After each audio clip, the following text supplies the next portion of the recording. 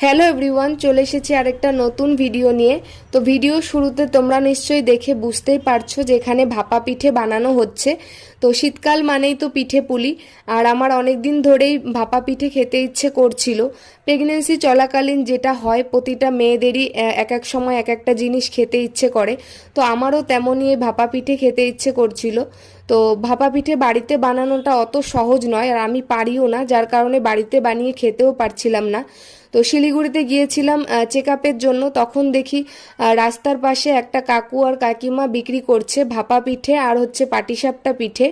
পিঠেগুলো ভীষণই ভালো ছিল, একদম বাড়ির মতন ছিল।